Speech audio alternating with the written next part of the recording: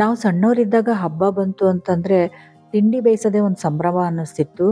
ಇಡೀ ದಿನ ಕುತ್ಕೊಂಡು ಅದೇ ಕೆಲಸ ಮಾಡ್ತಾ ಇದ್ವಿ. ಆದರೆ ಈಗ ಅಷ್ಟೊಂದು ಟೈಮ್ ಇಲ್ಲ ಅನಿಸುತ್ತೆ ಒಂದೊಂದ್ಸಲ ನೋಡಿದ್ರೆ. ಈ ದಿನ ನಾನು ತೋರಿಸ್ತಾ ಇರೋ ತಿಂಡಿ ಹಬ್ಬಗಳಿಗೆ ಮಾಡೋಂಥ ವಿಶೇಷವಾದ ಚಕ್ಲಿ. ಇದನ್ನು ನಾನು ಎಷ್ಟು ಸುಲಭವಾಗಿ ಮಾಡ್ಬೋದು ಅನ್ನೋದನ್ನು ತೋರಿಸ್ಕೊಡ್ತೀನಿ. ನೀವು ಒಬ್ಬರೇ ಇದ್ರೂ ಕೂಡ ತುಂಬಾ ಈಸಿಯಾಗಿ ಮಾಡ್ಕೊಬೋದು. ಅಷ್ಟೇ ರುಚಿಕರವಾಗಿ ಸಹ ಇರುತ್ತೆ, ಕ್ರಿಸ್ಪಿಯಾಗೂ ಇರುತ್ತೆ. ಬನ್ನಿ ನೋಡೋಣ ಹೇಗೆ ಮಾಡೋದು ಅಂತ. Welcome to my channel Tara on point. ಇಲ್ಲಿ 1 ಕಪ್ ಹುರ್ಗಡ್ಲೆನ ನುಣ್ಣಗೆ ಪುಡಿ ಮಾಡಿ ಇಟ್ಕೊಳ್ಳಿ. 1 ಕಪ್ ಹುರ್ಗಡ್ಲೆಗೆ 3 ಕಪ್ಪಷ್ಟು ಅಕ್ಕಿ ಹಿಟ್ಟು ತೊಗೊತಾ ಇದ್ದೀನಿ. ನೀವು ಯಾವುದೇ ಬ್ರ್ಯಾಂಡಿಂದ ಆದ್ರೂ ಯೂಸ್ ಮಾಡ್ಬೋದು ಅಕ್ಕಿ ಹಿಟ್ಟನ್ನ. ಎಲ್ಲದಕ್ಕೂ ಒಂದೇ ಕಪ್ ಯೂಸ್ ಮಾಡಿ. ಈಗ ನಾವೇನು ನುಣ್ಣಗೆ ಪೌಡ್ರ್ ಮಾಡಿ ಇಟ್ಕೊಂಡಿರ್ತೀವಲ್ಲ ಅದನ್ನು ಇದಕ್ಕೆ ಹಾಕ್ಕೊಳ್ಳಿ. ಜೊತೆಗೆ 1.5 ಟೀ ಸ್ಪೂನಷ್ಟು ಅಚ್ಕಾರದ ಪುಡಿ ತೊಗೊಂಡಿದ್ದೀನಿ. 1 ಟೀ ಸ್ಪೂನಷ್ಟು ಉಪ್ಪು. ಇದೆಲ್ಲ ನಿಮಗೆ ರುಚಿಗೆ ಎಷ್ಟು ಬೇಕನ್ಸುತ್ತೆ ಅಷ್ಟು ಹಾಕ್ಕೊಬೋದು. ಹಾಗೆಯೇ 1.5 ಟೀ ಸ್ಪೂನಷ್ಟು ಜೀರಿಗೆ, ಹಾಗೆ ಒಂದು 2 ಟೀ ಸ್ಪೂನಷ್ಟು ಬಿಳಿ ಎಳ್ಳು ಹಾಕ್ಕೊತಾ ಇದ್ದೀನಿ. ಜೊತೆಗೆ 1/4 ಟೀ ಸ್ಪೂನಷ್ಟು ಹಿಂಗಿಂದು ಪುಡಿ ಹಾಕ್ಕೊತಾ ಇದ್ದೀನಿ. ಇದನ್ನು ಹಾಗೆ ಡ್ರೈನ ಮಿಕ್ಸ್ ಮಾಡ್ಕೊಳ್ಳೋಣ. ಇದು ಮಾಡೋದು ತುಂಬಾ ಸುಲಭ ಇದೆ. ನೀವು ಬಜ್ಜಿ ಬೋಂಡ ಮಾಡ್ತೀರಲ್ಲ ಸಾಯಂಕಾಲದೊತ್ತು, ಅದೇ ಥರ ಇದನ್ನು ಸಹ ಮಾಡ್ಕೊಬೋದು.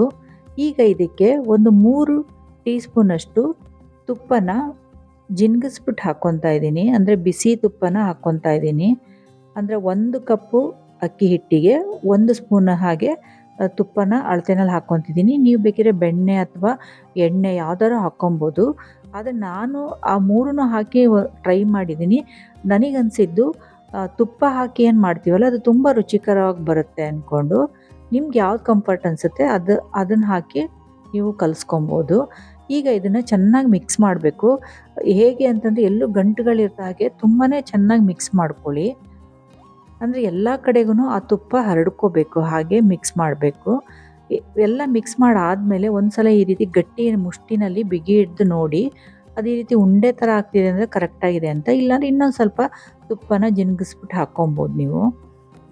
ಈಗ ನೀರು ನಾರ್ಮಲ್ ಟೆಂಪ್ರೇಚರಲ್ಲಿರೋಂಥದ್ದೇ ನೀರು, ಅದಕ್ಕೆ ಬಿಸಿ ನೀರು ತಣ್ಣೀರು ಆ ಥರ ಏನಿಲ್ಲ. ನಾರ್ಮಲ್ ಟೆಂಪ್ರೇಚರಲ್ಲಿರೋಂಥ ನೀರನ್ನು ನೀವು ಸ್ವಲ್ಪ ಸ್ವಲ್ಪನೇ ಹಾಕ್ಕೊಂಡು ಚಪಾತಿ ಹಿಟ್ಟಿನ ಹದಕ್ಕೆ ಕಲಿಸ್ಕೋಬೇಕು. ಅಂದರೆ ತುಂಬ ಗಟ್ಟಿಯಾಗೂ ಇರಬಾರ್ದು ಅಥವಾ ತುಂಬ ತೆಳುವಾಗೂ ಇರಬಾರ್ದು. ಆ ಹದಕ್ಕೆ ಕಲಿಸ್ಕೊಬೇಕು. ನೋಡಿ ನಾನು ತೋರಿಸ್ತೀನಿ ಕಲಸೆಲ್ಲಾದ್ಮೇಲೆ ಯಾವ ಹದ ಬರಬೇಕು ಅಂತ.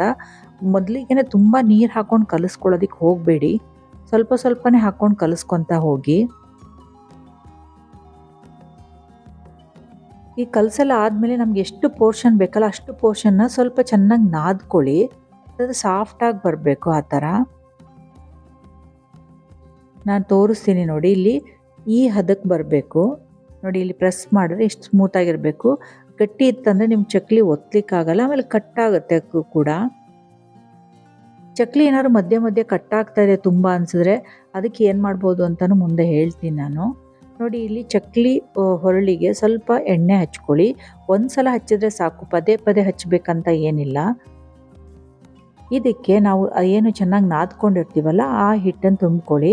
ನಿಮ್ಗೇನಾದ್ರು ಡೌಟ್ ಇದೆ ಅಂದರೆ ಒಂದು ಸ್ವಲ್ಪನೇ ಹಿಟ್ಟಾಕಿ ಒಂದು ಸಲ ಆ ಚಕ್ಲಿ ಹೊರಳಲ್ಲಿ ಇದು ಮಾಡಿ ನೋಡಿ. ಚಕ್ಲಿನ ತುಂಬ ಕಟ್ಟಾಗ್ತಿದೆ ಅಂತಂದರೆ ನಾನು ಮುಂದೆ ಹೇಳ್ತೀನಿ ಏನು ಮಾಡ್ಬೋದು ಅಂತೇಳಿ. ಇಲ್ಲಿ ನಾನು ಫುಲ್ ತುಂಬ್ಕೊತಾ ಇದ್ದೀನಿ ಚಕ್ಲಿ ಹೊರಳಿಗೆ. ನಿಮಗೆ ಎಷ್ಟು ಸೈಜ್ ಬೇಕಲ್ಲ ಅಷ್ಟನ್ನು ಈ ರೀತಿ ಒತ್ಕೊಬೋದು. ನೋಡಿ ನಾನು ಆಗಲೇ ಹೇಳಿದೆ, ನೀವು ಈ ರೀತಿ ಒತ್ತಬೇಕಾದ್ರೆ ಕಟ್ ಆಗ್ತಾ ಇದೆ ಅಂದರೆ ಒಂದು 2 ಟೀ ಸ್ಪೂನಷ್ಟು ಮೈದಾ ಹಿಟ್ಟು ಹಾಕ್ಕೊಳ್ಳಿ. ಚಕ್ಲಿನ ಯಾವ್ದಾದ್ರು ಬಟರ್ ಪೇಪರ್ ಮೇಲೋ ಅಥವಾ ಪ್ಲಾಸ್ಟಿಕ್ ಶೀಟ್ ಮೇಲೋ ಒತ್ಕೊಳ್ಳಿ. ಆಮೇಲೆ ಚಕ್ಲಿ ತೆಗಿಬೇಕಾದ್ರೆ ನಿಮ್ಮ 4 ಬೆರಳು ಮೇಲೆ ಎತ್ಕೊಳ್ಳಿ. ಇಲ್ಲ ಅಂತಂದರೆ 2 ಬೆರಳಿಂದ ಹಿಂಗೆ ಎತ್ತಕ್ಕೋದ್ರೆ ಕಟ್ ಆಗಿಬಿಡತ್ತೆ. ಈ ಚಕ್ಲಿ ಮಾಡಾದ ನಂತರ ಕೊನೆಯಲ್ಲಿ ಬರುತ್ತಲ್ಲ ಎಂಡನ್ನು ಸರಿ ಪ್ರೆಸ್ ಮಾಡ್ಕೋಬೇಕು, ಇಲ್ಲಾಂದರೆ ಬಿಟ್ಟು ಹೋಗುತ್ತದು. ಇದಕ್ಕೆ ಫ್ಲೇಮನ್ನು ಮೀಡಿಯಮ್ಮಲ್ಲಿ ಇಡಿ. ತುಂಬ ಹೈ ಫ್ಲೇಮ್ ಇಡಬೇಡಿ ಅಥವಾ ತುಂಬ ಲೋ ಫ್ಲೇಮು ಇಡಬೇಡಿ. ಈ ಥರ ಕೆಂಬಣ್ಣ ಬರೋ ತನಕ ಕರಿಬೇಕು. ತುಂಬಾ ಚೆನ್ನಾಗಿ ಬರುತ್ತೆ. ಒಂದು ಸಲ ಮಾಡಿ ನೋಡಿ. ಹಾಗೆಯೇ ಸಾಕಷ್ಟು ವಿಡಿಯೋಗಳನ್ನು ಹಾಕ್ತೀನಿ ಹಬ್ಬಕ್ಕೆ ಬೇಕಾಗಿರೋಂಥ ವಿಶೇಷ ತಿಂಡಿಗಳು ಮಾಡೋದನ್ನು. ನೋಡಿ ಇಲ್ಲಿ ಮುರಿದು ಸಹ ತೋರಿಸ್ತೀನಿ ಎಷ್ಟು ಚೆನ್ನಾಗಿ ಬಂದಿದೆ ಅಂತ. ಈ ವಿಡಿಯೋ ಏನಾದ್ರು ನಿಮ್ಗೆ ಇಷ್ಟ ಆಯಿತು ಅಂದರೆ ಲೈಕ್ ಮಾಡಿ, ಶೇರ್ ಮಾಡಿ, ಹಾಗೆ ಸಬ್ಸ್ಕ್ರೈಬ್ ಆಗಿ.